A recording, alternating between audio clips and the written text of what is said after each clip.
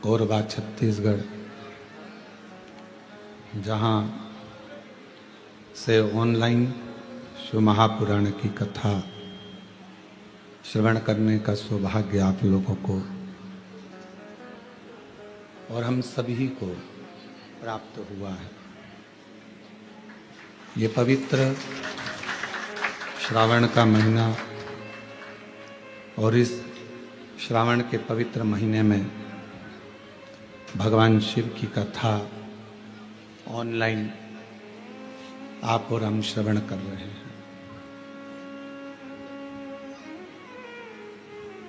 भगवान देवाधिदेव महादेव की करुणा, कथा के श्री महाकाल भक्त मंडल कोरबा आयोजक श्री दुर्गेश शर्मा जी, राजन तारक जी, शैलेश शुक्ला जी, अमृतलाल गुप्ता जी, शत्रुघ्न जी, सतीश पांडे जी, सुरेश गुप्ता जी, संजय गुप्ता जी, नितिन जायसवाल जी, राखी तारक जी, संतोषी गोस्वामी जी एवं मुख्य यजमान श्री भरत अग्रवाल जी, श्री ओम प्रकाश साहू जी,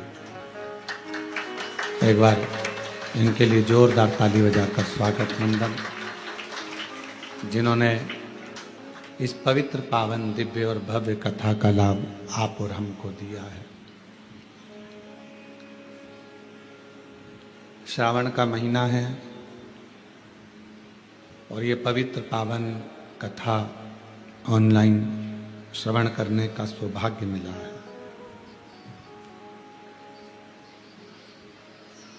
ये शरीर में जो 5 कर्मेंद्री, 5 ज्ञानेंद्री और एक मन,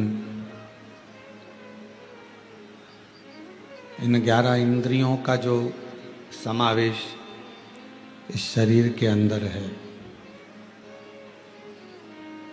वो संपूर्ण इंद्रियां शिव के भजन के लिए और भगवान की अविरल भक्ति के लिए है। पर परिवार को निभाते हुए, परिवार को साथ लेते हुए, जो मनुष्य की देह में हमें फर्ज मिला है, आपको फर्ज मिला है, उसको निभाते हुए चलो। आप किसी की बहन भी हो तो किसी की बेटी भी हो, आप किसी के भाई भी हो तो किसी के बेटे भी हो, आप धर्म पत्नी भी हैं तो किसी की भाभी भी हैं, तो किसी की ताई हैं, किसी की माता है।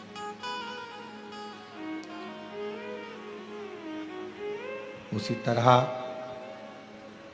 आप किसी के भैया भी हैं तो आप किसी के ताऊ भी हैं, तो आप किसी के चाचा भी हैं, काका भी हैं और किसी के पिता भी हैं।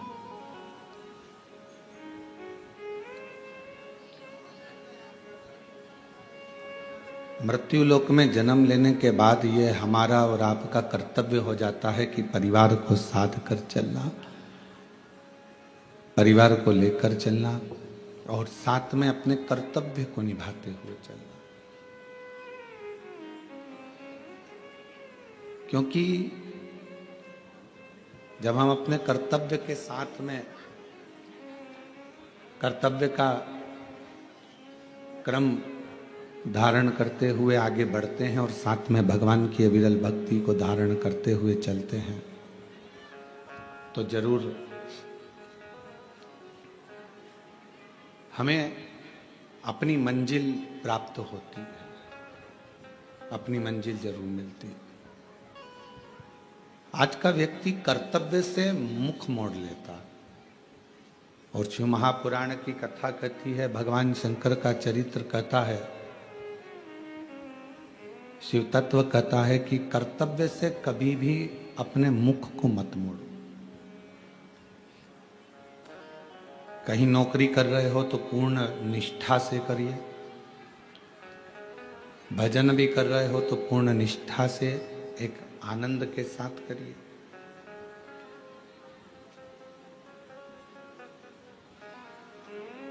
किसी का भला कर रहे हो तो वो भी पूर्ण निष्ठा से करिए। बेटी बेटा जब पढ़ाई करते हैं, शिक्षा अध्ययन करते हैं, पढ़ने के लिए स्कूल जाते हैं, विद्याध्ययन करते हैं, तो हम उनसे हमेशा कहते हैं कि अपनी शिक्षा को अपना लक्ष्य मानो।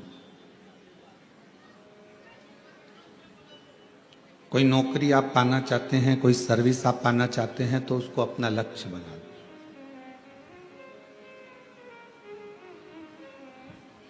पीटी उषा जी से एक बार पूछा गया था बाल्यावस्था में कि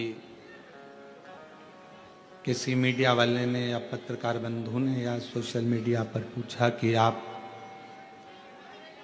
इतने सारे एक साथ में दौड़ते हैं, आप अपनी रेस में आगे आ जाते हैं, कैसे? तो कहा, मैं जिस रेस में दौड़ने के लिए खड़ी होती हूं, सामने जो रस्सी बंधी होती है, जिसको मुझे छूना है, उसको मैं अपना लक्ष्य बना लेती हूं। फिर पीटी उषा जी कहती हैं, उस लक्ष्य को पाने के लिए मैं दौड़ पड़ती हूं। आज व्यक्ति ना जाने कितने कितने लक्ष्य लेकर चल रहा है। एक दुकान अगर उसने मोबाइल की लगाई है और वो दुकान नहीं चली तो उसने कपड़े की खोल ली। कपड़े की दुकान नहीं चली तो उसने कॉस्मेटिक सामान की दुकान खोल ली। कॉस्मेटिक की दुकान नहीं चली तो फिर उसने कोई पार्लर खोल लिया। अपने लक्ष्य को पकड़कर वो व्यक्ति नहीं रखा। अगर वो व्यक्ति एक लक्ष्य बना लेता कि मुझे इसी दुकान से लाभ उठाना है, तो मेरा देव अधिदेव महादेव उसके ऊपर कृपा करना प्रारंभ कर देता और करुणा जरूर करता। हमारा और आपका लक्ष्य एक होना चाहिए। हम लक्ष्य से दूर हट जाते हैं। थोड़ा समय हम सोचते हैं कि ऐसा कर लें, थोड़े समय वैसा कर लें। आप में से भी कई शिव भक्त जो ऑनलाइन कथा श्रवण कर रहे हैं, कई भक्त जो कथा को श्रवण कर रहे हैं, आप और हम में भी कई लोग ऐसे बैठे हैं या टीवी के सामने कथा सुनने बैठे हुए हैं या मोबाइल पर सुन रहे हैं कि थोड़े समय तो हम शिव जी का भजन कर लेते हैं, थोड़े समय हम देवी जी का भजन कर लेते हैं, थोड़े समय हम अन्य देवता का भजन कर लेते हैं, और जब हमारे देवताओं से कार्य नहीं होता तो हम दूसरे धर्म के दूसरे देवताओं के पास चले जाते हैं। क्यों जाना?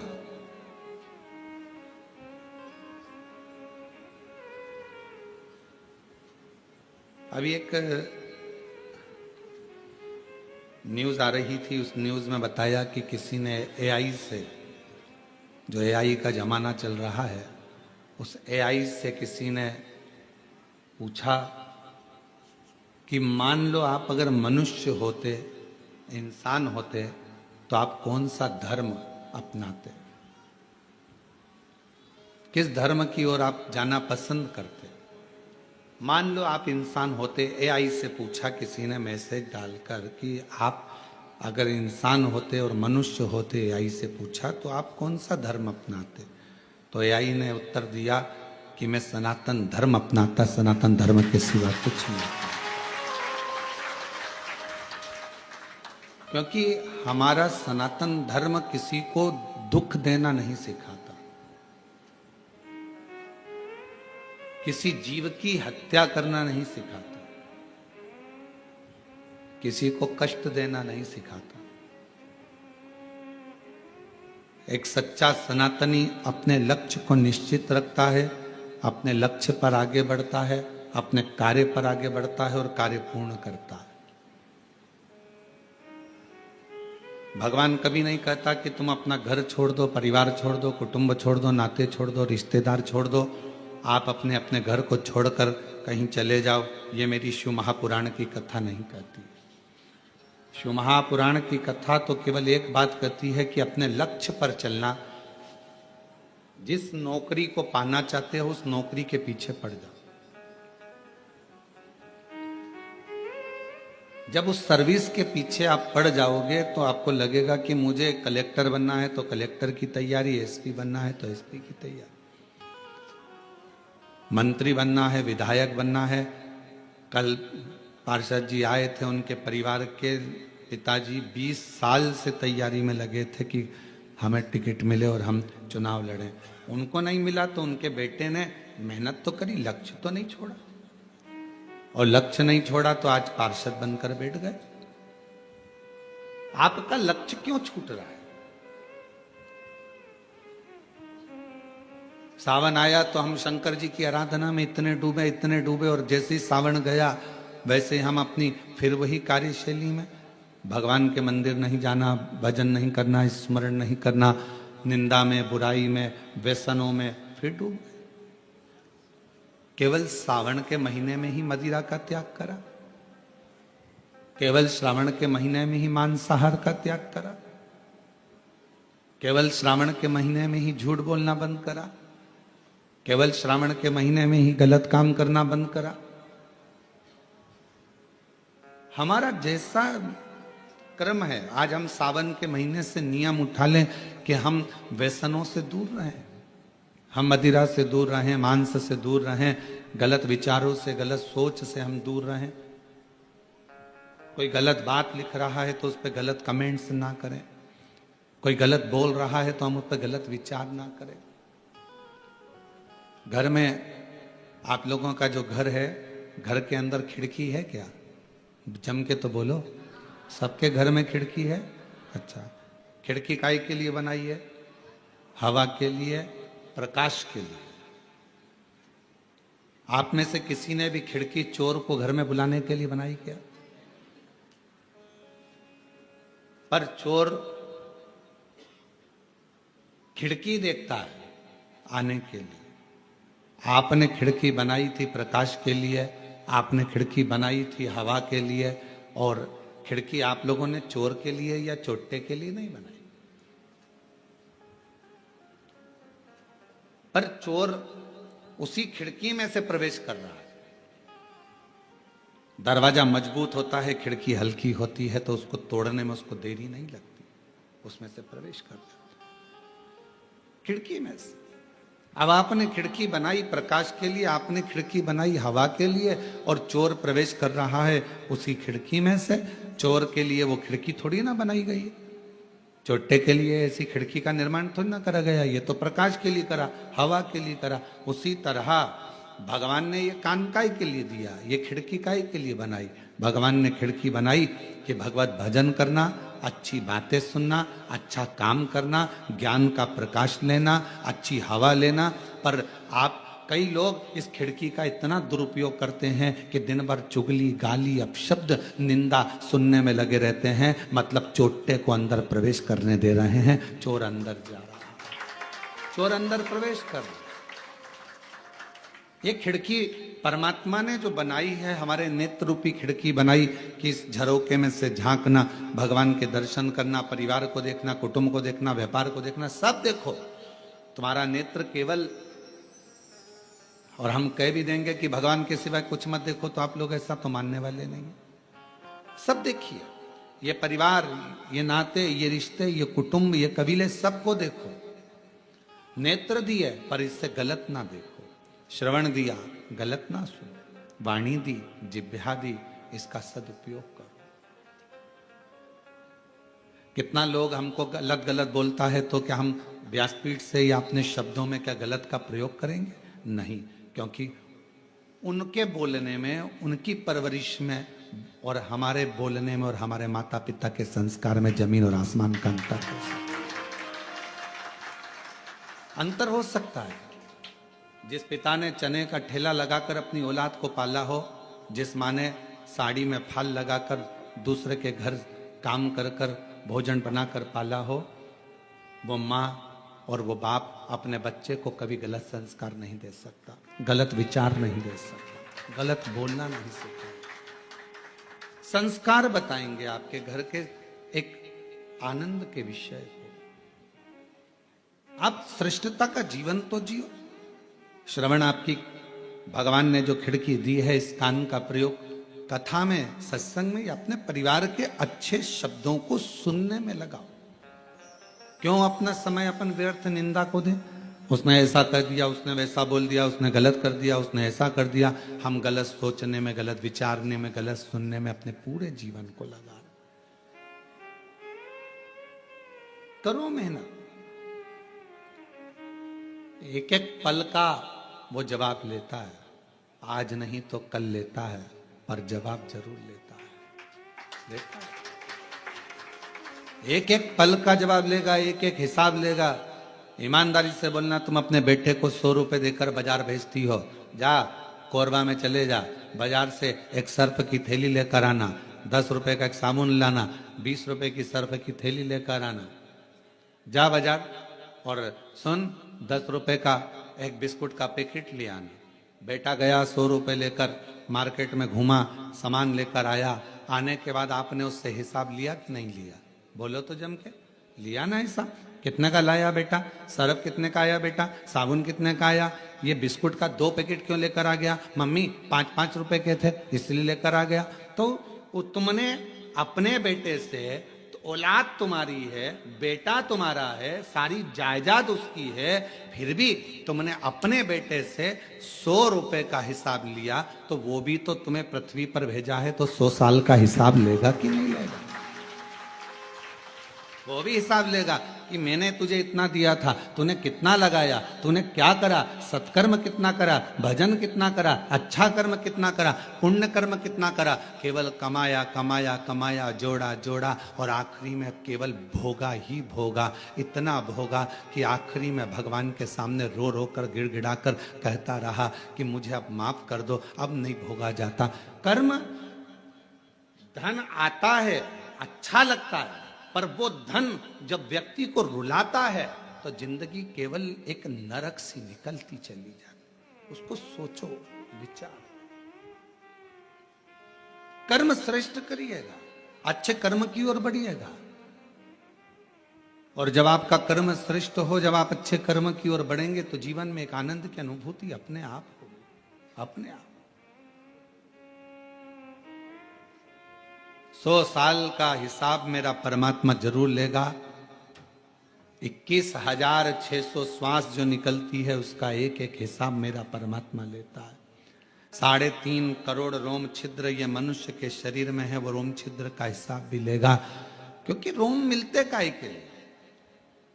कभी विचार करा कि मनुष्य के शरीर में इतने ये रोम, बारीक बारीक इतने रोम छिद्र होते हैं, ये क्यों मिलते हैं, किस लिए मिलते हैं, क्यों देता है परमात्मा? और केवल देवाधिदेव महादेव इन रोम छिद्रों पर भस्म को लपेट लेते हैं। कभी विचार करिए आप, कभी अकेले में सोचिए कि इतने रोम छिद्र मेरे शरीर में हैं, हाथों में हैं, मेरे शरीर पर इतने रोम छिद्र हैं, ये भगवान ने क्यों दिए? और क्यों मेरे शंकर भगवान ने शमशान की भस्म को इन रोम छिद्रों पर धारण कर लिया? किस लिए?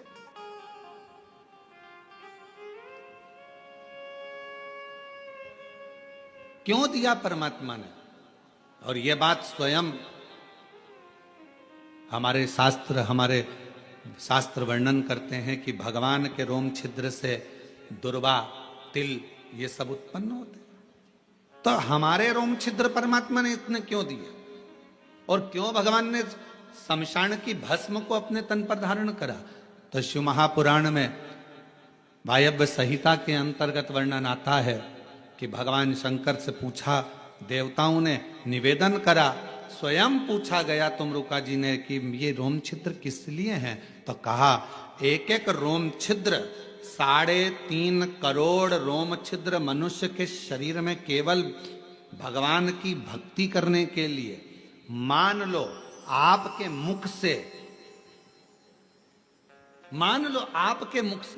आपके श्रवण से, आपके देखने से, आपके बोलने से, अगर मान लो कभी जिंदगी में मान लो कि तुम्हारे मुख से, श्रवण से, देखने से कोई अच्छा कर्म नहीं हो पाया, और मान लो आप कभी किसी तीर्थ से निकल कर जा रहे थे और उस तीर्थ में भी अगर आपके शरीर का एक रोमा भी गिर गया, तो वो तीर्थ में गिरने पर भी वो रोम छिद्र पे पड़ा हुआ रोमा भी आपकी जिंदगी को संवार देता है, 3.5 करोड़ रोम छिद्र भगवत भजन के लिए है। 3.5 करोड़ रोम छिद्र का ये शरीर भगवान की अविरल भक्ति के लिए है। कर्म करो, मेहनत करो, परिश्रम करो, परिवार को संभालो, नाते रिश्तों को संभालो, कुटुंब कबीले में रहो, सब कुछ करो। और ऐसा नहीं है कि तुम कमाओगे तो तुमको झूठ नहीं बोलना पड़ेगा, झूठ भी बोलना पड़ेगा तुम्हें। हम अगर बोल भी देंगे कि कमाने में झूठ मत बोलो तो ये हो नहीं सकता। आपको कमाना है, झूठ बोलना पड़ेगा। आपको बच्चों का पेट भरना है, थोड़ा झूठ बोलना पड़ेगा। आपको पत्नी, परिवार, घर गृहस्थी देखना है तो थोड़ा झूठ बोलना पड़ेगा। आपको उस झूठ को बोलना पड़ेगा। हम कह भी देंगे कि मत बोलो तो आप ऐसा नहीं है कि नहीं मानेंगे।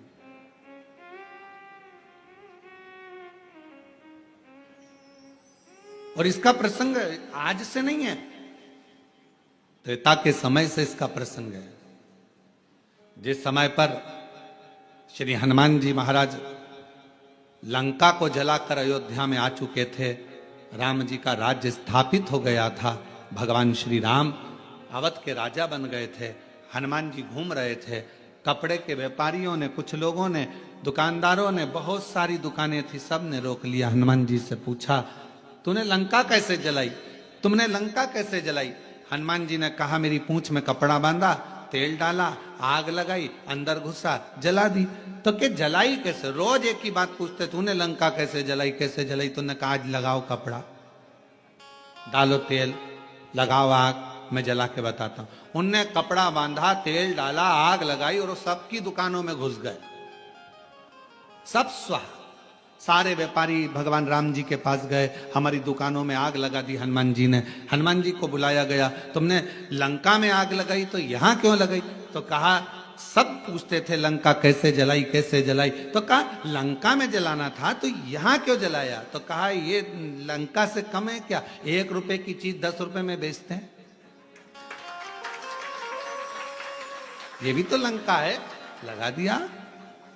विचार करिएगा जरा। तो जहां हमारा शास्त्र करा है, अगर हम कहें आपसे कि आप झूठ ना बोलिएगा तो ऐसा हो नहीं सकता। परिवार को पालना है, बच्चों को बढ़ाना है, एजुकेशन कराना है, परिवार में सुख लेना है, आप लोग झूठ बोलेंगे?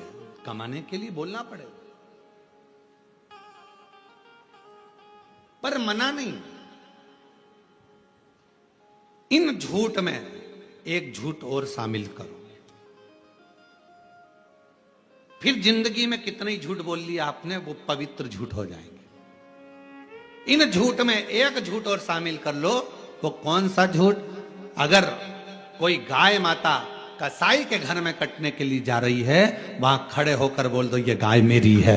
वो झूठ आपके सारे झूठ को कल्याण कर। एक गौ माता कसाई के घर कटने जाए, वहां जाकर खड़े होकर कह दो, ये गाय मेरी है। भले वो तुम्हारी नहीं है, उसको छुड़ा लिया, उसका फल प्राप्त हो।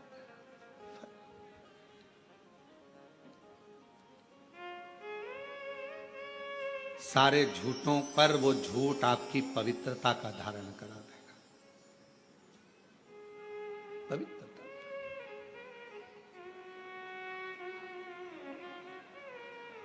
किसी बेटी, अकेली कोई छोटी सी लड़की, अकेली कोई छोटी सी कन्या, कोई बेटी अकेली 10 लोगों के बीच में कहीं पर अंधेरे आदिक में कोई ने उसको रोक लिया है और गलत कृत्य करने के लिए उस जगह पर कह दो, ये मेरी बेटी है, ये मेरी पुत्री है, तो छोड़ो, ये मेरी बेटी है। उसके लिए थोड़ा सा संघर्ष कर, संघर्ष।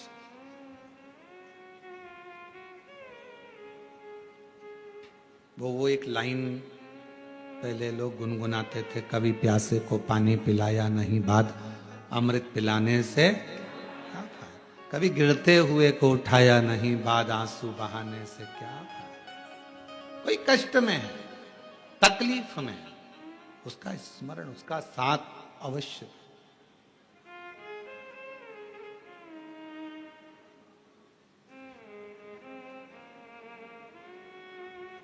और जब आप किसी का बुरा करने में कभी शामिल ना हो, बुराई में, निंदा में, चुगली में, अपशब्द में कभी आप उसमें शामिल ना हो, कभी शामिल। कभी दिल कर जाए, दुकान से फुर्सत मिले, नौकरी से फुर्सत मिले, या घर से थोड़ी देर की फुर्सत मिले, परिवार से थोड़ी देर की फुर्सत मिले, थोड़ा समय अगर मिले तो हफ्ते में 2 दिन में 5 दिन में एक बार शंकर भगवान के मंदिर में जाकर थोड़ी झाड़ू सेवा सफाई करा करो। क्यों?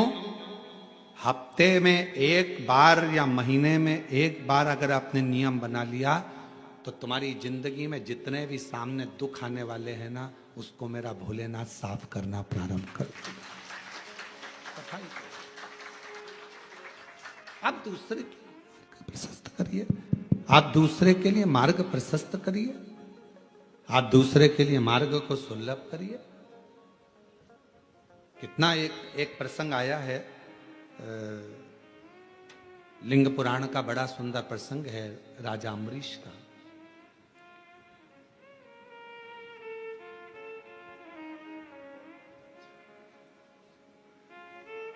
एक राजा अम्बरीश हुए,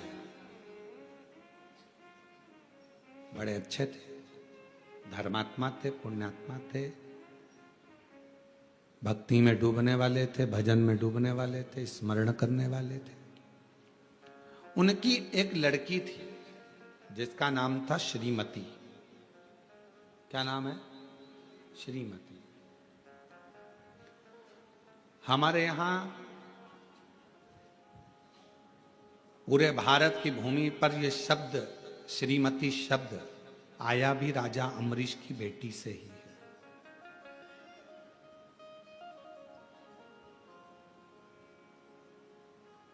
हम लोग बात बात में कहते थे श्रीमती बिमला जी, श्रीमती कमला जी, श्रीमती। श्रीमती शब्द का मतलब क्या है?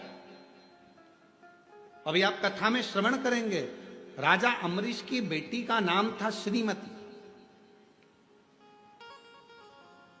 और वह राजा अम्बरीश की पुत्री बड़ी सुंदर थी, बड़ी विद्वान थी, उसके चेहरे का आकर्षण बड़ा था।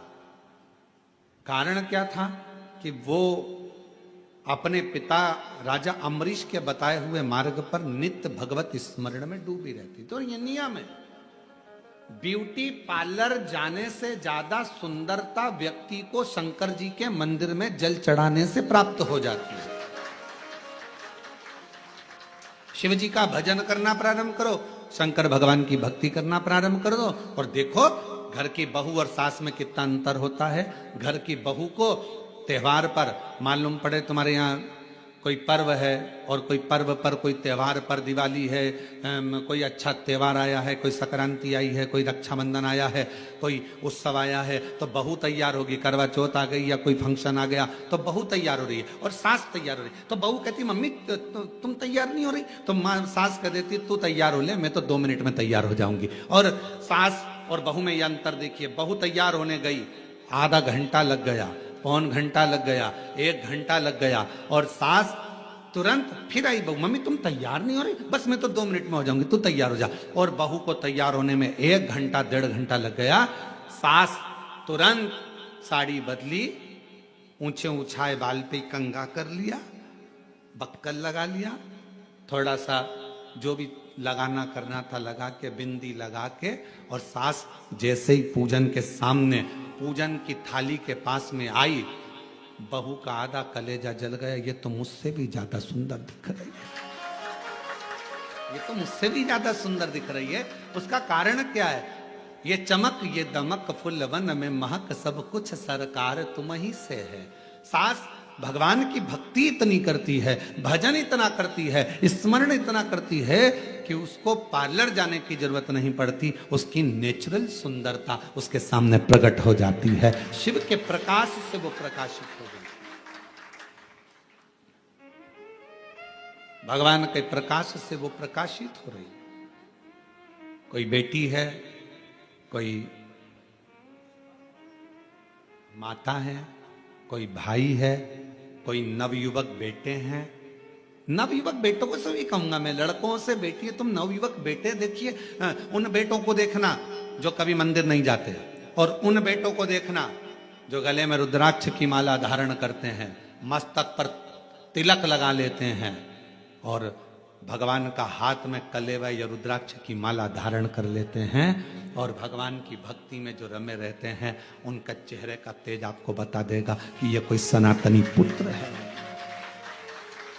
चेहरे का तेज बताएगा कि इसमें सनातन भाव कितना। भगवत वचन का स्मरण भले कुछ भी हो, वो भगवान का नाम लेता नहीं लेता, पर तन पर रुद्राक्ष तो पहना है। शिव महापुराण के वायव्य संहिता के अंतर्गत, उमाखंड के अंतर्गत, शिव महापुराण के कौमार खंड के अंतर्गत सब में एक बात मिलती है, अगर मनुष्य भगवान का भजन भी ना करता हो, मंदिर तक भी ना जाता हो, स्मरण भी ना करता हो, शिव नाम मुख से निकलता भी नहीं हो, तो भी उसके शरीर पर अगर रुद्राक्ष पड़ा है तो समझ लेना उस पर शंकर की दृष्टि पड़ी, शिव की दृष्टि, क्योंकि उसका रुद्राक्ष पड़ा है।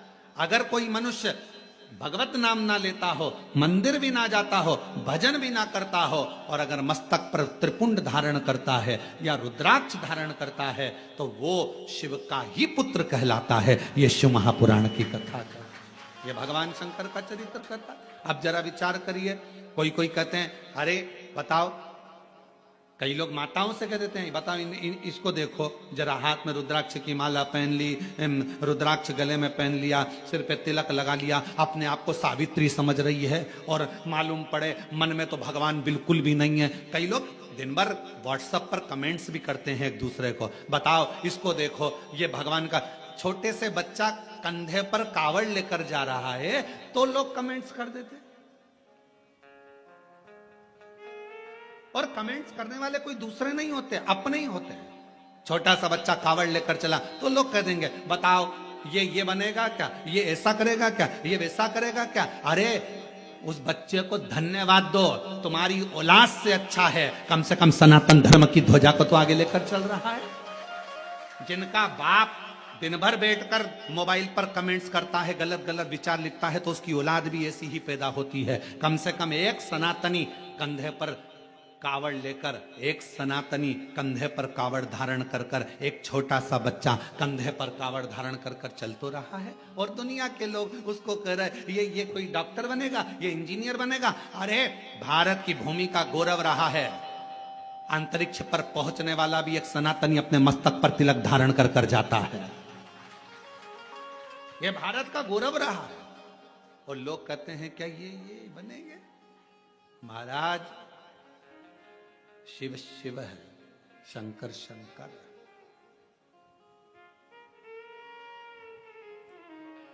उस बच्चों को देखकर जो भगवत भजन कर रहे हैं, कई लड़के, कई बेटे रुद्राक्ष धारण करते हैं, माला पहनते हैं, कई लोग तिलक लगाते हैं, कई लोग त्रिपुंड लगाते हैं, कई लोग जटा धारण कर लेते हैं।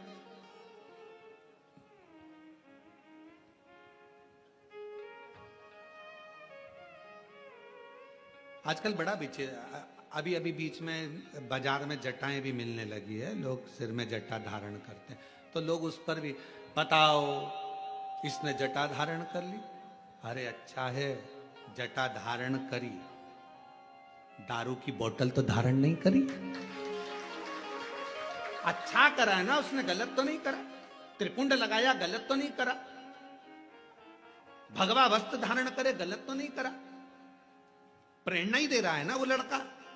अगर कोई बेटी अपने भगवा वस्त्र धारण करती है, मस्तक पर तिलक लगा लेती है, चंदन धारण कर ली, तो उसने गलत क्या करा?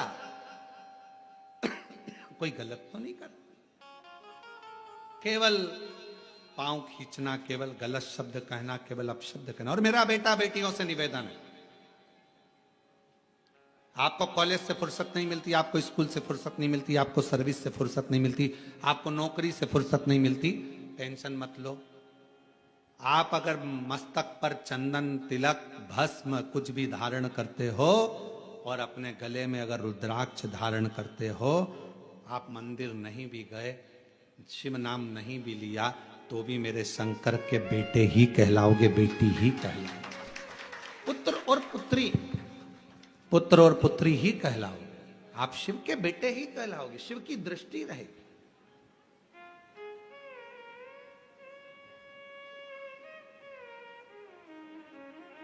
टिटहरी देखिए, टिटहरी अब यहाँ क्या बोलते हैं हमको नहीं मालूम। एक पक्षी होता है टिटेरी, वह अपने बच्चे को अंडे को दे देता है जमीन में, अंडा देकर फिर ऊपर ही घूमता रहता है और आवाज करता है टिटेरी। जैसे ही तुम्हारी गाड़ी गई ना, वैसे उसने आवाज करना प्रारंभ करा। जैसे कोई निकल कर गया ना, टिटेरी आवाज करना प्रारंभ करती है। वो टिटेरी पक्षी बच्चे को जन्म देती है, पृथ्वी पर उड़ती है ऊपर, ध्यान रखती है। मछली अपने बच्चे को जन्म देती है, अंडे के पास मछली कभी नहीं जाती, केवल अपनी दृष्टि से देखती रहती है और अंडा पक जाता है, बच्चा पैदा हो जाता है। टिटहरी अपने शब्द से बच्चे को पैदा कर देती है, जन्म दे देती है। उस बच्चे को, अंडे को, बच्चे को पोषित करती है केवल देखकर,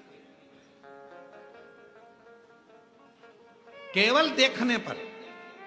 और शिव महापुराण की कथा कहती है, आपके गले में अगर रुद्राक्ष पड़ा है, मस्तक पर यदि तिलक लगा है, तो मेरा शंकर भगवान भी आपको देख देख कर, जैसे टिटहरी अपने बच्चे को अच्छा कर देती है, मछली देखकर अपने बच्चे को अच्छा कर देती है, मेरा शंकर भगवान आपके गले में रुद्राक्ष है, मस्तक पर तिलक है। मेरी बेटा बेटियां, जितनी मेरी जीजियां, जितने मेरे जीजा, कोई तुमसे कहे महिला को रुद्राक्ष नहीं पहनना चाहिए, उससे पूछ लेना कहां लिखा। कोई तुमसे कहे महिला को शंकर की आराधना नहीं करना चाहिए, उससे पूछ लेना कहां लिखा। क्योंकि शिव महापुराण में एक एक चीज लिखी है कि माता हो, मनुष्य हो, गंधर्व हो, किन्नर हो, अप्सरा हो, गंधर्व हो, चाहे पशु हो, पक्षी हो, नाग हो, कोई भी हो, पितर हो, सबको शंकर भगवान के पूजन का अधिकार भगवान शंकर ने दिया है। ब्राह्मण हो, क्षत्रिय हो, वैश्य हो, शूद्र हो, कोई भी हो, शंकर भगवान के पूजन का अधिकार शंकर भगवान ने सबको दिया है। कोई ऐसा बच्चा ही नहीं जिसको अधिकार शिव ने नहीं दिया।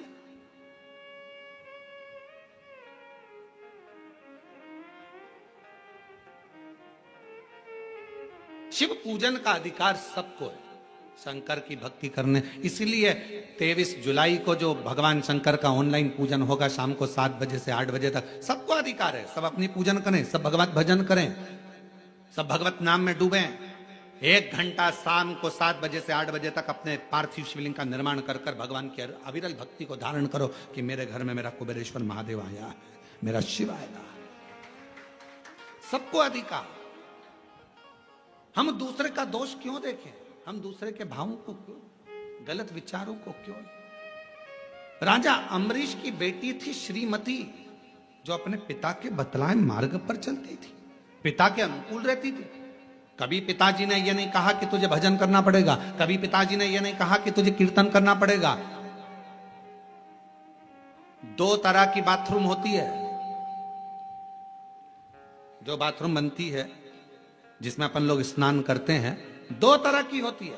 वॉशरूम 2 तरह का होता है। एक वॉशरूम में नहाते से ही पानी पूरा की पूरा नाली में चला जाता है, और दूसरी वॉशरूम ऐसी रहती है, उसमें नहाने के बाद पानी भरा जाता है। भराने के बाद उसको वाइपर से निकालो, झाड़ू से निकालो, झाड़ो, तब जाकर झाड़ झाड़ झाड़ झाड़, तब जाकर वो पाइप में जाता है, तब जाकर वो पानी बाहर निकलता। बोलो सही है कि गलत है?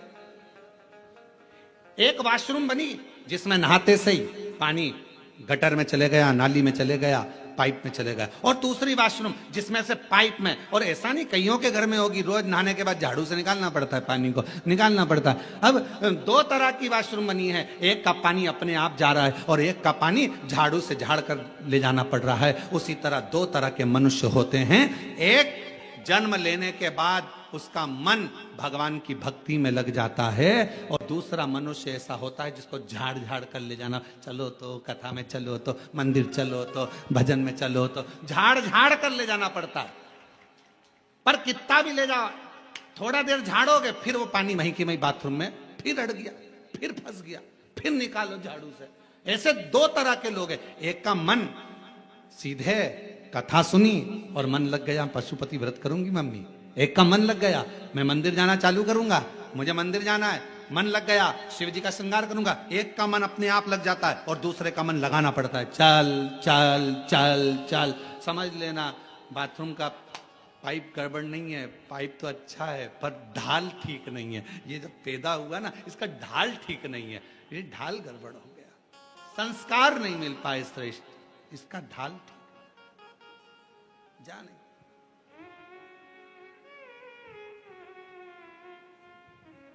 राजा अम्बरीश की बेटी थी श्रीमती। कोई ने नहीं कहा कि तू भजन करना, कोई ने नहीं कहा कि तू कीर्तन करना, कोई नहीं बोला कि तू भगवत नाम लेना। फिर भी श्रीमती भगवान की भक्ति में डूबी रहती थी, क्योंकि पिता के संस्कार थे उसके अंदर। पिता जैसा कहते, पिता के संस्कार उसके अंदर थे। वो पिता के संस्कारों में ढलती चली गई, ढलती चली गई और बढ़ती चली गई। समय आया, एक बार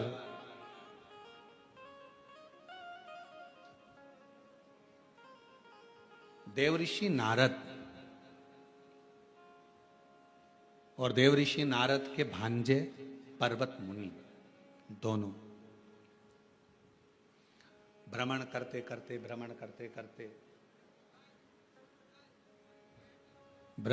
करते राजा अम्बरीश के यहां पहुंच गए।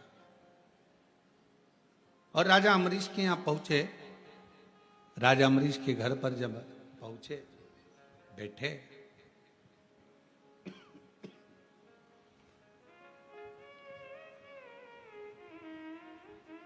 थोड़ी देर बाद राजा अम्बरीश की बेटी श्रीमती सामने से निकल कर गई। बड़ी सुंदर थी, बड़ी अलौकिक छटा थी उसकी।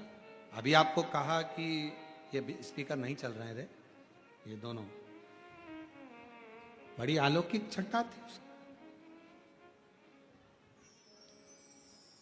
अभी आपको कहा कि भजन का जो बल होता है, भजन का जो क्रम होता है, भजन का जो स्मरण होता है, वो अपने आप में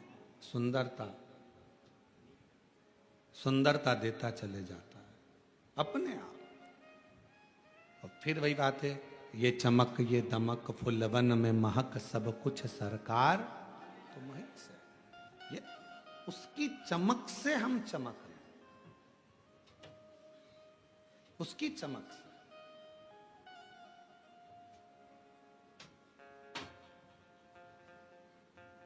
और महादेव नमन चरणों में स्वीकार कीजिए, सबका किया है मेरा भी उद्धार कीजिए।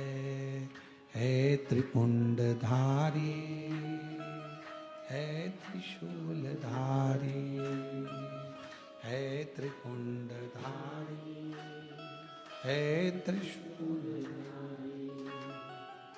चरणों में तेरे बाबा जी पावन है चारों धाम। तेरी देव करते वंदन, पूजे हैं सीताराम। चरणों में तेरे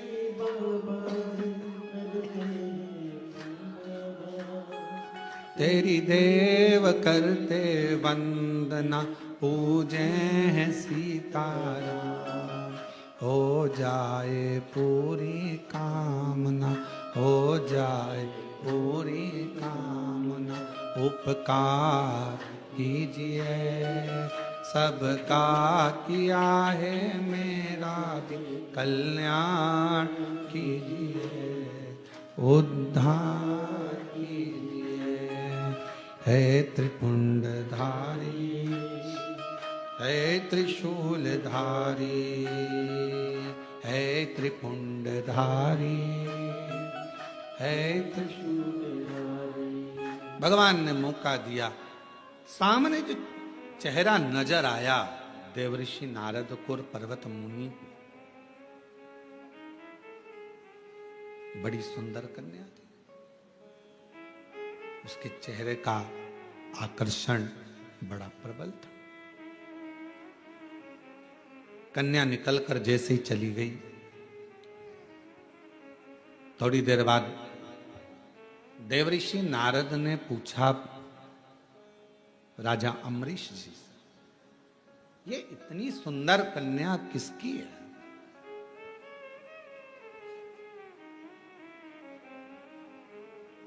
इतनी सुंदर कन्या ये है किसकी? कहा महाराज ये मेरी पुत्री है, मेरी बेटी है। मेरी पुत्री, ये मेरी बेटी है, मेरी पुत्री है। ठीक है। अब जैसे ही सुना कि ये मेरी पुत्री है, ये मेरी बेटी है, नारद जी ने, पर्वत मुनि ने, दोनों ने सुन लिया कि ये राजा अम्बरीश की बेटी है, राजा अम्बरीश की पुत्री है। सुन लिया।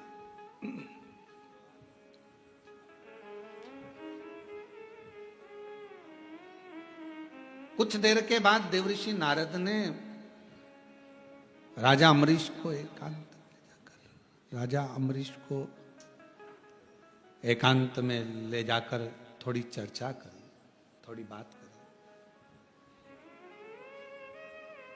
राजा अम्बरीश जी ने पूछा, महाराज आपने मुझे एकांत में बुलाया है, क्या बात है, क्या कहना चाहते हैं? कहा, आपकी पुत्री बड़ी सुंदर है और हम उससे विवाह करना चाहते हैं। देवऋषि नारद जी ने ये शब्द कहा। राजा अम्बरीश तो अपने भाग्य की सराहना करने लगे। धन्य हैं हम जिनकी पुत्री देवऋषि नारद जी से भी आए। प्रणाम महाराज जी।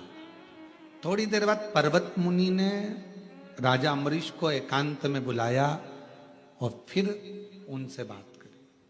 तो पर्वत मुनि ने कहा कि आपकी बेटी बड़ी सुंदर है और हम उनसे विवाह करना चाहते हैं। अब राजा अम्बरीश के पास में नारद जी भी बेटी से विवाह करने को कह रहे हैं, पर्वत मुनि भी विवाह करने को बोल रहे हैं। महाराज जी आपके साथ मेरी बेटी का विवाह हो, इससे बढ़कर मुझे क्या चाहिए? राजा अम्बरीश ने कहा, ये कथा बहुत सीख देती है महाराज। थोड़ा सावधानी रखकर अगर इस कथा का स्मरण करेंगे, लिंग पुराण की ये कथा है, बड़ी सुंदर है महाराज। लिंग पुराण का यह पवित्र चरित्र है और लिंग पुराण के अध्याय नंबर 5 में पृष्ठ संख्या 586 में आप इसको पढ़ सकते हैं।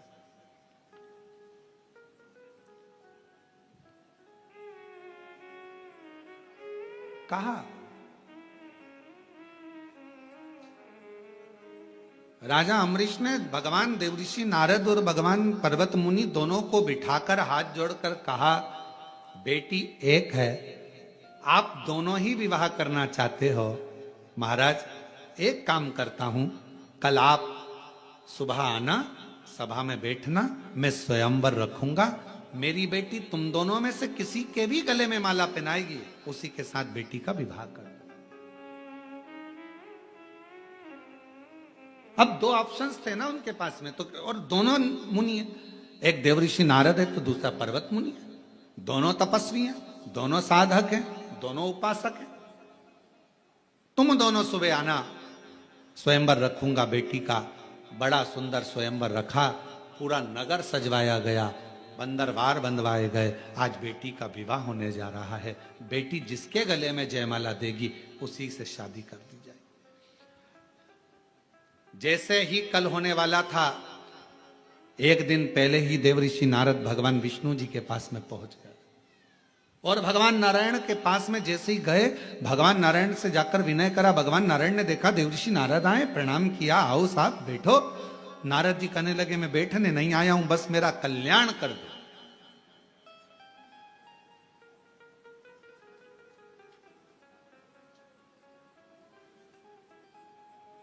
मेरा कल्याण कर दो, इतना ही चाहता हूं। भगवान विष्णु ने पूछा, क्या कल्याण चाहते हो? अब शब्द आया है, आप और हम सबके लिए इस कथा में आई है अपनी बात। क्या कल्याण चाहते हो?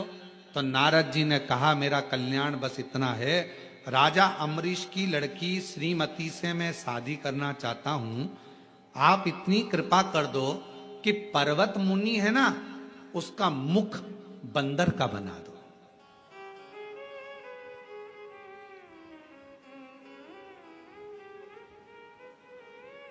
और श्रावण के महीने की ऑनलाइन चल रही शिव महापुराण की कथा में आज की कथा को बहुत सावधानी से लेना। देव ऋषि नारद भगवान विष्णु जी के सामने खड़े हैं। चाहते तो ये कहते कि राजा अम्बरीश की बेटी मेरे गले में जयमाला पिनाए, ऐसी कृपा कर दो और मेरी शादी राजा अम्बरीश की बेटी श्रीमती से करा दो। पर मांग क्या रहे? मैं राजा अम्बरीश की बेटी से शादी करना चाहता हूं, श्रीमती से, बड़ी सुंदर है। आप एक काम कर दो, पर्वत मुनि को बंदर का मुख दे दो। अब ईमानदारी से बोलो, खड्डा दूसरे के लिए खोदोगे तो उसमें सबसे पहले कौन गिरेगा? जिसने खोदा है वही। आप दूसरे के लिए गलत मांगोगे तो आपका ही बुरा होना है। आप जितना दूसरे के लिए गलत सोचोगे, गलत विचार करोगे, गलत धारणा बनाओगे, गलत बात लेकर आओगे।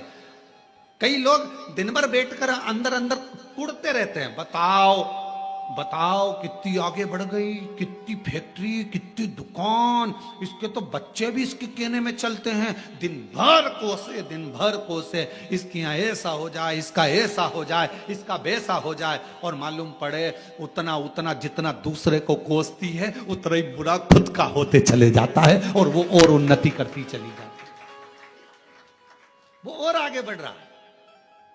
जिसके लिए तुम गलत सोच रहे हो, जिसके लिए तुम गलत विचार कर रहे हो, वो और आगे बढ़ते चले जा रहा है और आगे चलते चली जा रही है, उसका और भला होते चले जा रहा है। तुम जितना जितना कोसोगे व्यक्ति उतना। अब यहाँ लिंग पुराण का ये चरित्र कह रहा है, देव ऋषि नारद का राजा अम्बरीश का चरित्र कह रहा है। भगवान विष्णु के सामने खड़े थे, नारायण के सामने खड़े थे, चाहते तो दुनिया का सारा ठाट मांग सकते थे।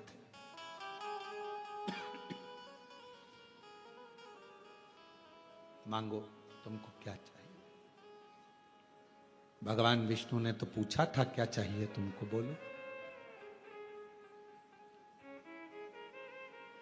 और यही कि ये चरित्र याद आता है, जरासंध, दुर्योधन और भीम, ये तीनों तप करने गए। इन्होंने शंकर जी का तप किया, शिव जी का तप कर रहे थे, इतने में भीम को लग गई भूख और भीम चले गया भोजन करने, कंदमूल फल खाने। दोनों जनी तप कर रहे थे, जरासंध और दुर्योधन। भगवान शंकर प्रसन्न हो गए। मांगो तुम्हें क्या चाहिए? जरासंध ने कहा मुझे 10,000 हाथी का बल दे दो। ठीक है। दुर्योधन ने कहा मुझे 20,000 हाथी का बल दे दो। भगवान शंकर जी ने कहा तथास्तु। दोनों जाने लगे। भीम बैठ के केला खा रहे थे, भूख लग रही थी तो, और ये दोनों हंसते हुए बोले, बताओ ऐसा हपसी है, खाने के चक्कर में इससे शंकर जी का वर भी नहीं मिला और हमको वर मिल गया।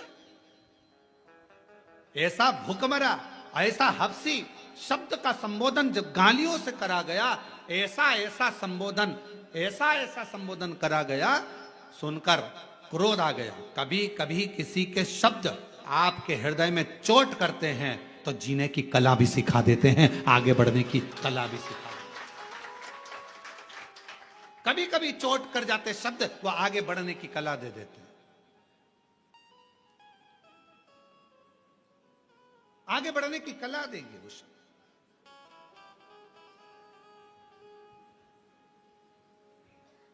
भीम गए, तप करने बैठ गए। अब की बार भीम ने सोचा मैं शंकर जी का तप ही नहीं करूंगा, मैं पार्वती जी का करूंगा। काम करने वाला, घर में सेवा करने वाला नौकर चाकर जो होता है ना, बड़ा चतुर होता है, देख लेता है दोनों में सेठ जी ज्यादा हृदय के नम्र हैं कि सेठानी। और देखा सेठानी नम्र है तो जैसी सेठ जी गए तब वो झाड़ू पोछा करने आई और झाड़ू पोछा करती, भाभी बहुत तकलीफ चल रही है, बच्चों की फीस नहीं है। भाभी अंदर गई, अलमारी खोल के 500 रुपए ला रख ले, फीस भर देना, और सुन तनख्वाह में काटूंगी, याद रख लेना। आप कोई भाभी तनख्वाह में काट रही क्या? दे दिया। नम्रता। भीम को लगा कि मैं महादेव जी की आराधना तो इतने समय से कर रहा हूं, भूख लगने लगी, महादेव जी नहीं आए, पार्वती जी की आराधना करूंगा। अब मां तो मां होती है, प्रकट हो गई। मांग तुझे क्या चाहिए? भीम ने कहा मां मैं मांगूंगा नहीं, तू अपने मन से दे दे, बस इतना कृपा करना, ध्यान रखना ध्यान रख कर देना। तो माता जी बोली तुम तो 3 लोग आए थे, हाँ वो 2 लेके चले गए, अब मैं ही बचा हूं, अब तुम कृपा करो मां। माता पार्वती जी ने ध्यान लगाया, सरस्वती माता को बुलाया। सरस्वती, शंकर जी ने इनको क्या क्या दिया? तो कहा एक को 10,000 हाथी का बल, एक को 20,000 हाथी का बल। पार्वती जी बोली मैं तुझे 40,000 हाथी का बल देती हूं।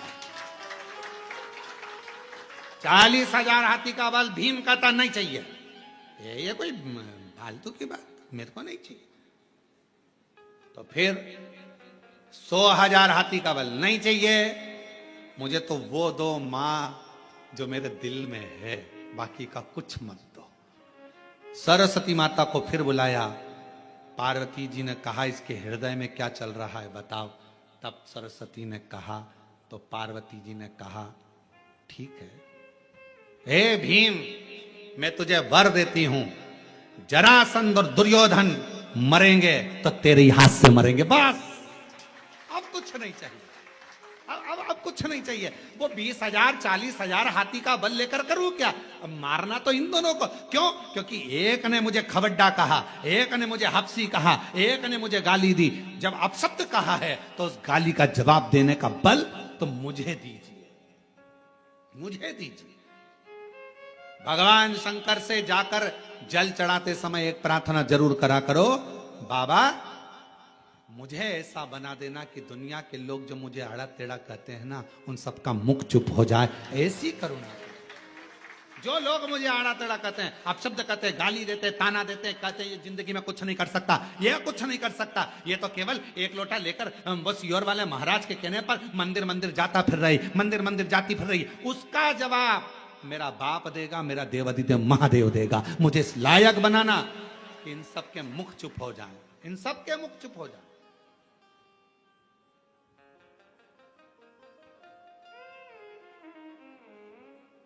और कई लोग आश्चर्य करते हैं, फिर शंकर जी की सेवा करने वाला, जल चढ़ाने वाला, भजन करने वाला जब बहुत ऊंचे सिंहासन पर बैठ जाता है, बहुत ऊंचे ठाट पर बैठ जाता है, तो लोग आश्चर्य करते हैं बनना था किसको, बन कौन गया, किसके बन गया, ये कैसे हो सकता है?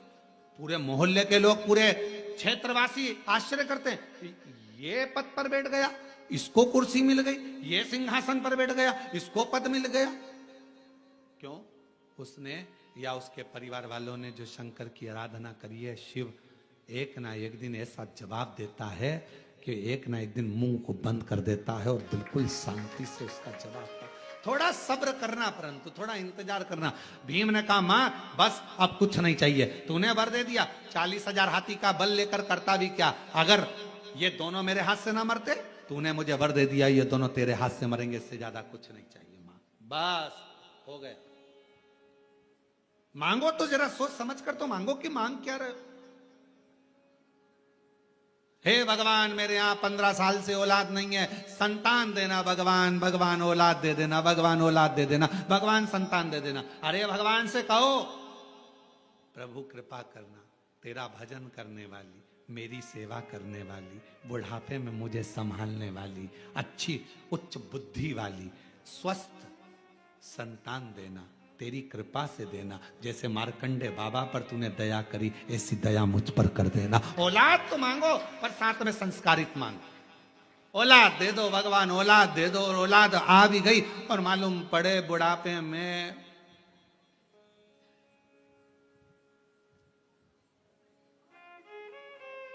स्टेटस लगा रही है औलाद, my wife is my life. तो का मतलब कि ऐसी औलाद, औलाद को स्टेटस लगाना चाहिए my mother is my life. उसको स्टेटस लगाना चाहिए कि मेरी मां मेरी लाइफ है, और वो स्टेटस लगा रहा मोबाइल पर माय वाइफ माय लाइफ, मेरी पत्नी मेरी लाइफ है, और मां पिता। तो भगवान से प्रार्थना करना, औलाद देना, संस्कारित देना, संस्कारवान देना, ज्ञानवान देना, विद्वान देना, तेरी सेवा करने वाली, बुढ़ापे में मेरी सेवा करने वाली औलाद देना। मालूम पड़े बेटा है न्यूलैंड में, बेटी है न्यूयॉर्क, ब्राइट बच्चों के लिए हुआ बुढ़ापा डार्क, काका क्या करोगे, क्या करोगे, ये दौलत कहां धरोगे। बुढ़ापा बेकार हो गया। बेटा कहां है, तो कहां है, न्यूजीलैंड में। बेटी कहां है, न्यूयॉर्क में। अच्छा, एक बेटा वहां, बेटी वहां, तुम कहां हो, बिलासपुर में। बिलासपुर में, हाँ। क्या कर रहे हो, फ्लैट में है। अच्छा, फिर तुम बीमार पड़ते हो तो तुमको डॉक्टर के पास कौन लेकर, पड़ोस के बेचारे बच्चे बहुत अच्छे हैं रे, हमको डॉक्टर के पास ले जाते हैं। अच्छा, हाँ। सब्जी भाजी कौन ला कर दे, पड़ोस में जो बेटा है ना बेचारा खूब सेवा करता है। तो हमने भी कह दिया एक काम करना, फिर ये फ्लैट, 15 एकड़ जमीन, गाड़ी सब पड़ोस के बेटे को दे। नहीं, उसको कैसे दे सकते, बेटा इंडीलैंड में, बेटी है न्यूयॉर्क, और ब्राइट बच्चों के लिए हुआ बुढ़ापा डार्क। ओ काका क्या करोगे, ये दौलत कहां धरोगे। जरा विचार करिए, बेटे सब बाहर, परिवार पूरा बाहर, कोई पूछने को तैयार नहीं, बुढ़ापे की अवस्था, लाठी टेक के चल रहा, भोजन सही मिल नहीं रहा, उसके बाद भी मकान की सफाई करवा रहा, घर संभाल के रख रहा, और बेटे और बेटी को फोन लगाने की फुर्सत नहीं, सब अपनी अपनी मस्ती में जी रहे हैं, और तेरा बुढ़ापा पूरा व्यर्थ हो गया। और आखिरी में जो पड़ोसी काम कर रहे हैं, उनके लड़के काम कर रहे हैं, 100-500 रुपए उनको ज्यादा दे देती कि ले रहे 500 रुपए का तेरा ये लियाना, 5000 का मोबाइल लियाना, पर फिर भी अठन्नी दमड़ी नहीं छूटना चाहिए, मेरे बच्चों का, मेरे बेटे का, मेरा पोता का, मेरी पोती का। और मर गए 15 दिन तक मालूम ही नहीं पड़ा, यही खबर है, 15 दिन तक मालूम ही नहीं पड़ता, बॉडी सड़ती रहती है कि मर गए। तब फिर पड़ोसी की सूचना आती है कि बदबू आ रही, दरवाजा खुला, तब मालूम पड़ता। बच्चों को सूचना दी जाती है, आ जाओ तुम्हारे माँ बाप मर गए, कहते हैं ऑनलाइन अंतिम संस्कार कर देंगे। ऑनलाइन, ऊपर से वहीं से बैठे अंतिम संस्कार का कर्म कर दिया, मर गए। 1 महीने बाद आए, पूरी जायदाद बेची, पैसा लिया, बेटा इंग्लैंड में, बेटी है न्यूयॉर्क, और ब्राइट बच्चों के लिए हुआ बुढ़ापा डार्क। और काका क्या करोगे, ये दौलत कहां धरोगे, क्या करोगे। ना अच्छे से खा पा रहे हो, ना जी पा रहे हो, ना अच्छे से रह पा रहे हो। इसलिए मेरा निवेदन है, 1 रुपए का भी कहीं दान नहीं करना है, मत करिए। अठन्नी भी किसी को देना है तो मत दीजिए। तुम्हें 1 रुपया भी खर्च नहीं करना, किसी पर मत करो, पर अपनी कमाई का एक हिस्सा अपने ऊपर खर्च करो। खूब एंजॉय से जियो, खूब अच्छे से जियो, खुश की जिंदगी जियो। अपने ऊपर तो खर्च करो, अपने ऊपर खर्च करना सीखो। बेटा रख रहा है कटे हुए सेवफल का मोबाइल, और तू इतना सा कीपैड लेके बेचारा, और बाद में बेटे देख तो बटन नहीं दब रही, बेटे को शर्म भी नहीं आए कि पापा दूसरा दिला देता हूं। और उसने कहा एक बार, वही मृगनेनी ने, उसने एक बार कहा कि मेरा बैलेंस खत्म हो गया, तो आधी रात को दोस्तों को फोन लगा, बैलेंस डलवा, तेरी भाभी का मोबाइल में बैलेंस। मृगनेनी, मयूरी, इतना डला बैलेंस। माँ का सिर दुखा तो कमरे में भी नहीं गया, और मृगनेनी का, क्यों कल तू नहीं आई थी मिलने, मेरी तबीयत खराब थी। अच्छा, तूने तो बताया ही नहीं मेरे को, मैं तुझे लेकर चलता हूं, अपने कोरबा में बहुत अच्छा डॉक्टर है, चल। नहीं मैं ठीक हो गई, नहीं चल तो सर।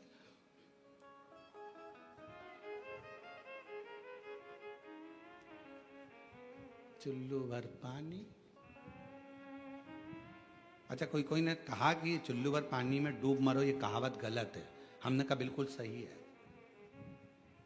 जो व्यक्ति कभी भगवत भजन से नहीं जुड़ता, वो एक कीड़े की तरह होता है, कीड़ा चुल्लू भर पानी में डूब मरता है। मैं गलत क्या है जाने। देव ऋषि नारद ने गलती कर दी, वो गलती आप ना करिएगा। भगवान के पास जाना तो कहना औलाद संस्कारित देना, भगवान से मांगना मकान भगवान मेरा किराए के मकान में रहती हूँ, मेरा घर बनवा दे, मेरा घर बनवा दे। भगवान से मकान मांगना तो कहना मकान मत देना, घर देना। घर का मतलब है जिसमें परिवार के सदस्य रहें, प्रेम रहे, आनंद में रहे। मकान में तो कान लगे होते हैं, केवल निंदा चलती है, अपशब्द चलता है। फ्लैट मत देना, उसकी तनख्वाह जमा कर करके मैं खुद लेट जाती हूँ, क्या करूं ऐसे फ्लैट का। बंगला मत देना, बगल वाले को नहीं मालूम पड़ता पास में कौन रहता है, क्या करूं बंगले का। मुझे मकान नहीं, मुझे घर देना जिसमें मेरा परिवार, मेरे माता पिता, मेरे घर की बहू बेटा, कुटुंब सब अच्छे से रहे, सब में प्रेम बढ़े, सब आनंद में रहें। उस घर के अंदर धन भले 1 रुपया आए, पर वो 1 रुपया भी 1 लाख के बराबर हो, सबकी पूर्ति। ऐसा घर दीजिए। हम मांग क्या रहे हैं? यहाँ देवऋषि नारद के सामने भगवान विष्णु थे और भगवान विष्णु ने कहा था मांगो नारद तुम्हें क्या चाहिए। चाहते तो नारद जी कह सकते थे कि मुझे राजा अम्बरीश की बेटी से शादी करना है, आप वर दो कि मुझे राजा अम्बरीश की बेटी से मेरी शादी हो जाए। पर मांगा क्या देवऋषि नारद ने? वर दीजिए पर्वत मुनि का मुख बंदर का कर दीजिए। स्वयं के लिए अच्छा मांग लेते।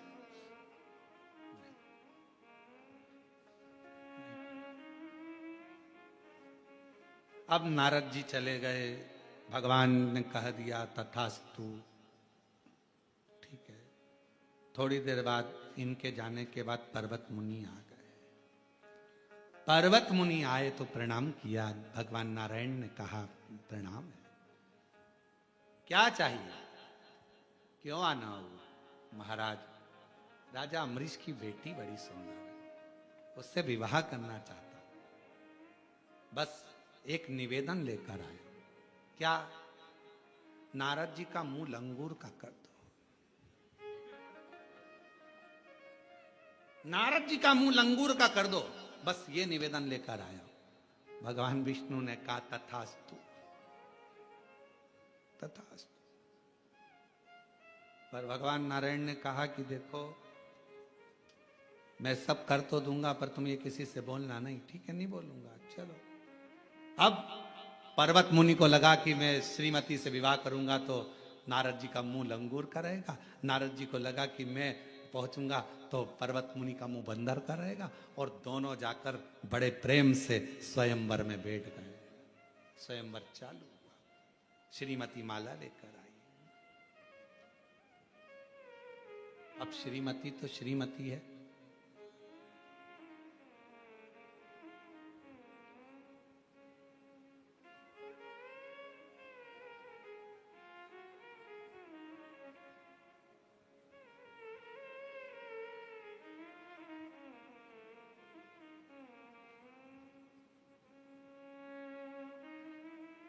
दो चीजें हमेशा अच्छी होना चाहिए,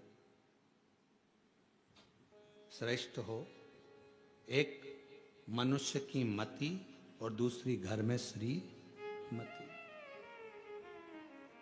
मति ठीक होगी तो घर स्वर्ग है, और श्रीमती ठीक होगी तो घर स्वर्ग है।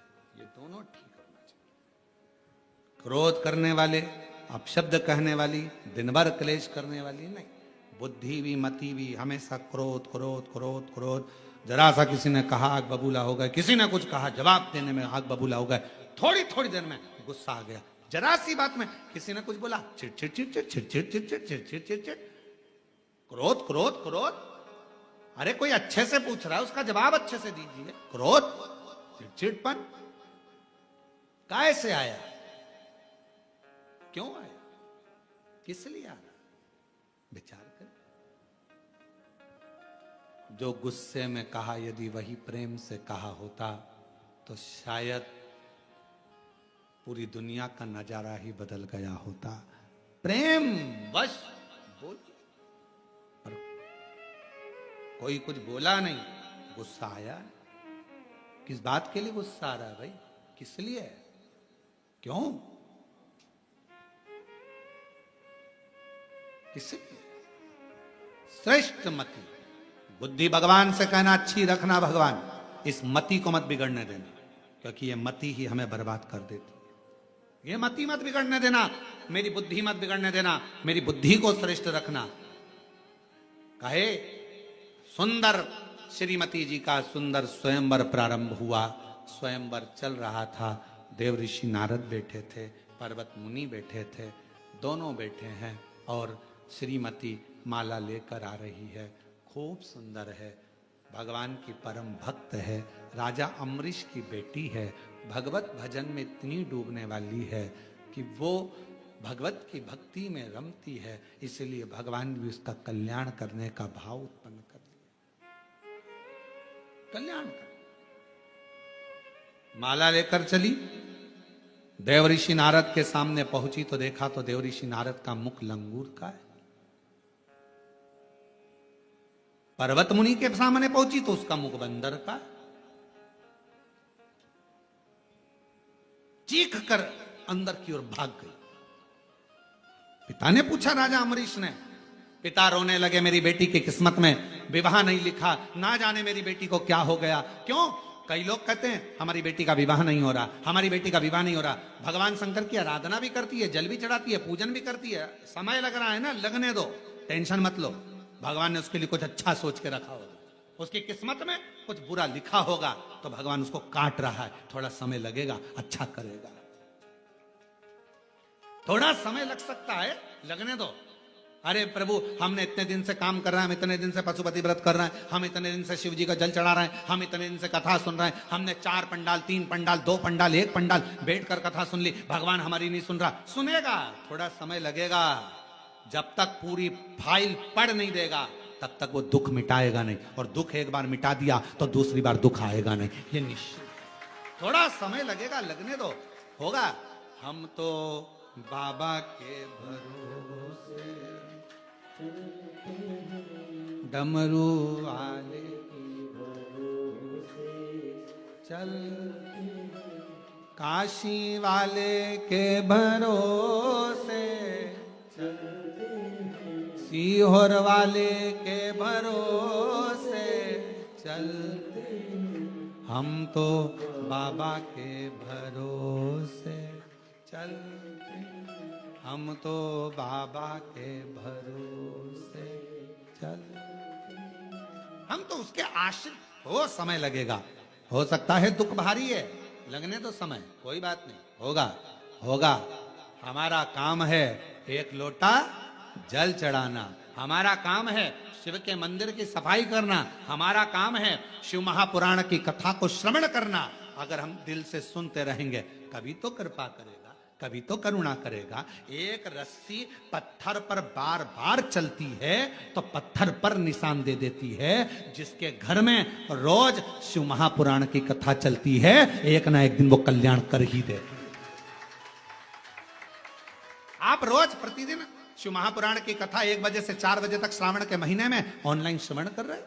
ये कथा आज विराम हो जाएगी, फिर 21 तारीख से 25 तारीख तक 1 बजे से 4 बजे तक बाबा के कुबेर भंडारी के धाम से ऑनलाइन चालू हो जाएगी। 25 को वो विराम होगी, 30 तारीख को ऑफलाइन जयंती स्टेडियम भिलाई में प्रारंभ हो जाएगी, जो 5 अगस्त तक चलेगी 1 बजे से 4 बजे तक। और कितने प्रसन्न हैं छत्तीसगढ़ के लोग, हमें अगर कथा ऑनलाइन यहां सुनने को मिली है तो हम जयंती स्टेडियम में वहां बैठकर सावन की एक कथा श्रवण करेंगे, पंडाल में बैठकर कथा सुनेंगे श्रावण के महीने की, वो हमको फल मिलेगा। पूरे भिलाई वासियों का, दुर्ग वासियों का, सबका भाग्य है जो पंडाल में बैठकर कथा श्रवण करेंगे। ये भाग्य की सर होगा, थोड़ा समय लगेगा, थोड़ा आप अपना कर्म करिए। मत बुरे कर्म कर बंदे वरना पछताएगा, भगवान की आंखों से तू बच नहीं पाएगा, तू बच नहीं पाएगा। अरे ओ अज्ञानी मत करना नानी, अरे ओ अज्ञानी मत करना, तेरे कर्म का फल भी तू ही पाएगा, जैसा किया तूने तेरे आगे आएगा। मत बुरे कर्म वरना पछताएगा, भगवान की आंखों से बच नहीं। बड़ा सोचनी है, बहुत विचार करना, अपनी चित्त वृत्ति में ये बात को बिठा लेना। पर्वत मुनि बैठे हैं, देव ऋषि नारद बैठे हैं, राजा अमरीश की बेटी श्रीमती आई है, पर माला नहीं पहनाई है, क्योंकि एक बंदर का मुख हो गया, एक लंगूर का मुख हो गया। और इन दोनों के बीच में एक राजकुमार बैठा है, हाथ में धनुष है, बाण है, सुंदर स्वरूप है, मस्तक पर मुकुट है, कानों में कुंडल है, गले में माला है, सुंदर श्रृंगार है। और भगवान उसी समय पर उस श्रीमती ने दोनों के गले में माला नहीं डाली, बीच में जो मेरे भगवान की माया थी उसी मायापति को माला डाल। अब पिता के मन में, राजा अमरीश के मन में बड़ा दुख था, बेटी का विवाह कैसे होगा, शादी कैसे होगी, बेटी का क्या होगा। कई माताएं, कई भाई लोग चिंता में रहते हैं, जिनके घर में एक लड़की हो जाए, दो लड़की हो जाए, तीन लड़की हो जाए, चार लड़की हो जाए, चिंता में इनका होगा क्या, बेटी का होगा क्या। अरे भाई, उसने दिए ना, वही पालने वाला है। सब अपना अपना भाग्य लेकर संसार में जन्म लेते हैं, सब अपना भाग्य। आप अपने घर के कमरे में कचरा नहीं रखते हो, रखते हो? जम के तो बोलो। नहीं। कबाड़ा नहीं, खाली बोतल ऑन, टूटा फूटा सामान नहीं। जब आप अपने घर के कमरे में कबाड़ा नहीं रखते, तो ये ब्रह्मा जी का ब्रह्मलोक, भगवान विष्णु का वैकुंठ लोक, और ये मृत्यु लोक शंकर जी का है। जब भगवान शंकर का ये पृथ्वी घर है, तो फिर इस घर में आड़े तेड़े को भी भगवान नहीं रखता। जो कीमती है, काम का है, वही मेरे शंकर ने अपने पास रखा, अपने पास। तो कई लोग कहते हैं भगवान, वो गलत बोलने वाले को भगवान क्यों रखें, निंदा करने वाले को क्यों रखें, बुराई करने वाले को भगवान क्यों रखें, आड़ा टेढ़ा बोलने वाले को भगवान क्यों रखें। अरे भाई, भगवान को मालूम है घर में चार तरह के बेटे होते हैं, एक बेटा अच्छा है तो एक बेटा बेकार भी होता है, सबको रखना पड़ता।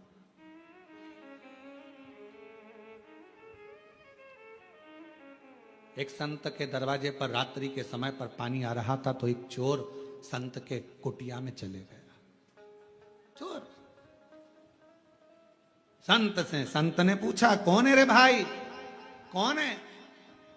चोर संत के सामने झूठ नहीं बोल पाया, तो कह दिया कि मैं चोर हूं, चोरी का सामान मेरे साथ में है, मैं चोरी कर कर आ रहा था, पानी तेज गिरने लगा, कहां जाता, आपकी कुटिया दिखी, इसलिए उसमें आ गया हूं, उसमें आ गया हूं। हो। संत ने कहा कि चोर होकर मेरी कुटिया में बैठा है, संत की कुटिया में, बाहर निकल, निकल जा बाहर। बरसते पानी में उसको बाहर निकाल दिया। संत लग गया भजन में, भगवान खुद प्रकट होकर कहने लगे, तुझे आज मालूम पड़ा कि ये चोर है, तो तूने अपनी कुटिया से निकाल दिया, मुझे तो इसके जन्म के समय पर मालूम था कि ये चोट्टा बनेगा, तो भी मैंने अपनी पृथ्वी पर आन दिया, क्योंकि मुझे मालूम है आएगा, कभी किसी संत के दरवाजे जाएगा, वहां उसके छाया में रुकेगा, पानी पी लेगा, तो हो सकता है इसके पूर्व का जन्म सुधर जाएगा।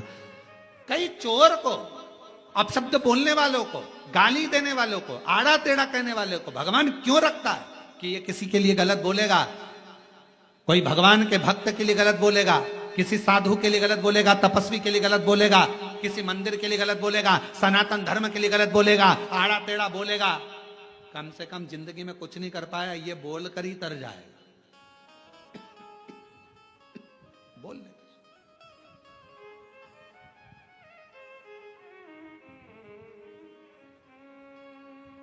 बोलेंगे, बोल ले तो।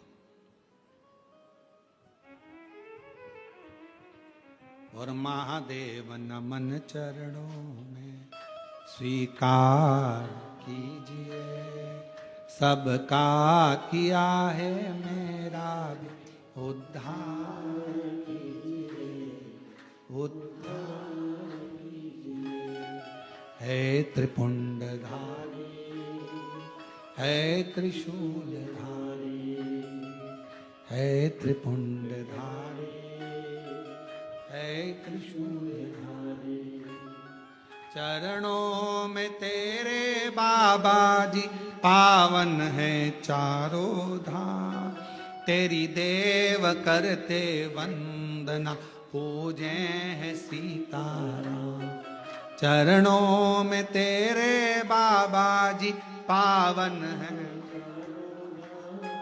तेरी देव करते वंदना पूजे है सीताराम। हो जाए पूरी कामना, हो जाए पूरी कामना। उपकार कीजिए, सबका किया है मेरा भी उद्धार कीजिए, उद्धार कीजिए। है त्रिपुंडधारी, है त्रिशूलधारी, है त्रिपुंडधारी, है त्रिशूलधारी। श्रीमती ने गले में माला पहना दी।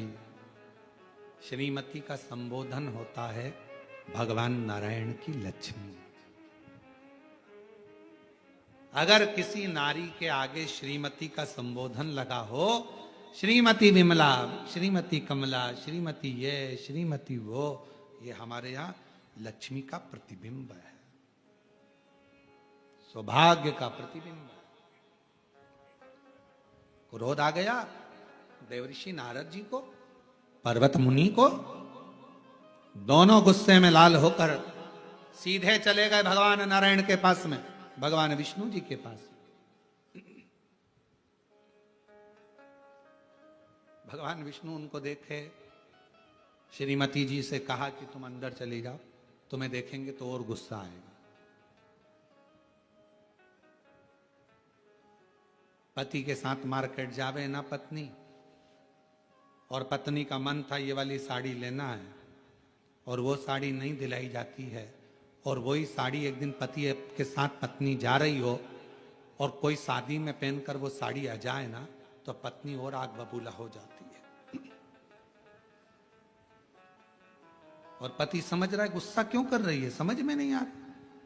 अच्छी खासी थी, इतना गुस्सा, शादी में आई थी तो अच्छी थी, पर इतना गुस्सा शादी में, क्योंकि उसको दिख गई यही साड़ी मैं लेने वाली थी उस दिन, और मैंने नहीं खरीदी और इसने खरीद ली।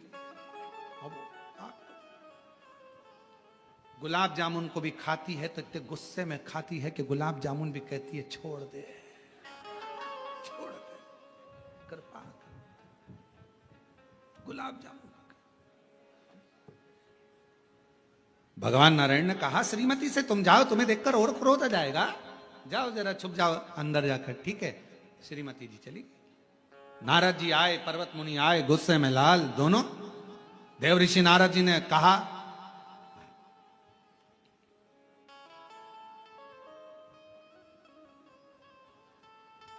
मैं राजा अम्बरीश की बेटी से शादी करना चाहता था,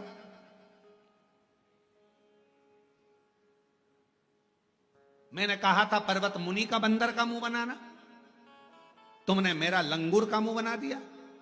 भगवान बोले मैंने कुछ नहीं करा, मैंने कुछ भी नहीं करा, तुमने जो मांगा था मैंने तुमको दिया।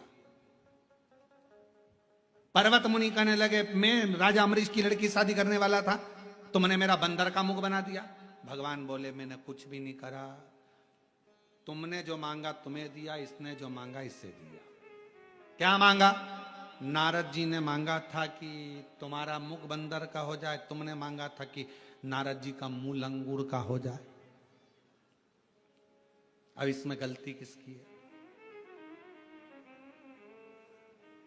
देवऋषि नारद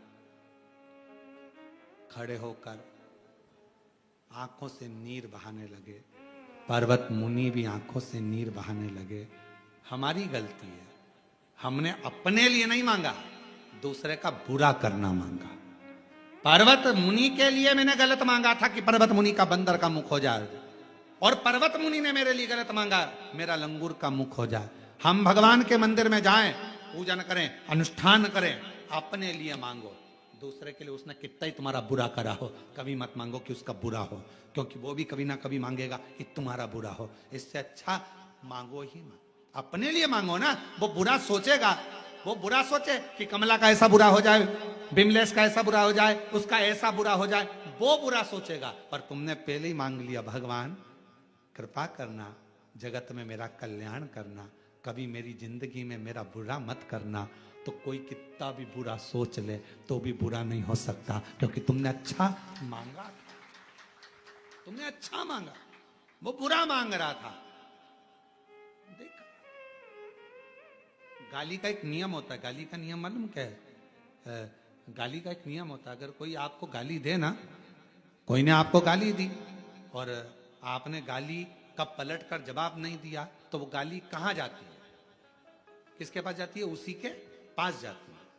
गाली का एक नियम है, अगर किसी ने आपको गाली दी और आपने पलट कर जवाब नहीं दिया, मुस्कुराकर चल दिए, आग लगे बस्ती में अपन बस, और तुम मुस्कुराकर चल दिए, तो जिसने गाली दी है ना, 15 दिन के अंदर वही गाली जो उसने बकी है, जिस डिजाइन की, जिस वेराइटी की, जिस क्वालिटी की उसने जो गाली दी है, वही क्वालिटी, वही वेराइटी और वही गाली उसको कोई ना कोई 15 दिन में उसके मुंह पर बक कर जाएगा, ये निश्चित। आप जवाब मत दीजिए, मत दो। मान लो एक फूल देना महाराज, अब ये फूल मैंने आपके पास फेंका, ठीक है, फेंका, आपने नी झेला, तो ये फूल कहां गया? जमीन। फिर कोई निकलेगा, उठाएगा, वो अपनी जगह, फूल गया जमीन में, इसको तुमने झेला ही नहीं, झेला नहीं तो नीचे चला गया। किसी ने गाली दी, तुमने झेली नहीं, झेली नहीं तो तुम्हारे पास फूल है ही नहीं, गाली तुम्हारे पास है ही नहीं, तुम तो अपनी मस्ती में। श्री शिवाय नमस्तुभ्यं, श्री श्री शिवाय नमस्तुभ्यं, श्री शिवाय। तुम झेले ही नहीं हो ना उस फूल को, तुमने गेंद को झेला ही नहीं ना, तुमने वस्तु को झेला ही नहीं ना, तो वो तो गया। किसी ने गाली दी तो मत लो, उसने गाली बकी, तुम पलट कर जवाब मत दो, तुम उधर से जाओ, मुस्कुरा कर चलते जाओ, सिर पे अपना जूड़ा बांधो, स्माइल दो, बढ़ते जाओ। अगर कोई गाली देता है ना और अपन हंस के चले जाओ ना, तो उसको और आग लग जाती है। बताओ, मैं तो इसको गाली दे रहा हूं और ये हंस रही है। कभी कभी तुम पति पत्नी की लड़ाई भी इस बात पे हो जाती है, पति कुछ बोल रहा है, गुस्से में लाल है, और पत्नी मुस्कुरा दे, तो पति, तू हंस रही है और मैं गाली दे रहा हूं। कभी कभी पत्नी कुछ बोल रही है और पति मुस्कुरा दे, तो पति को चरित्र है। स्वयं लक्ष्मी जी तैयार हो रही थी और भगवान विष्णु आए और हंस दिए। अब उनको तो जल्दी में जाना था अपनी बेस्ट फ्रेंड के घर, और तैयार हो रही थी, और तैयार होने में भी टाइम लग रहा था, और सब, और इतने देर में भगवान विष्णु आ गए, हंस दिए। लक्ष्मी जी को गुस्सा आ गया, मैं तुम्हें श्राप देती हूं, तुम्हारा शीश कटेगा, घोड़े जैसे हंसे हो तो घोड़े का मुख लगेगा। भगवान नारायण हयग्रीव अवतार ले लिया। मत लो गाली किसी की, कोई गाली बके ना, तुम इतने खुश होना, इतने खुश, अलमस्त होकर आग लगे बस्ती में। श्री शिवाय, श्री शिवाय, श्री शिवाय, श्री शिवाय नमस्ते। वो बकता रहे, अपन मत लो, 15 दिन में घूम के वही गाली उसी के पास जाए।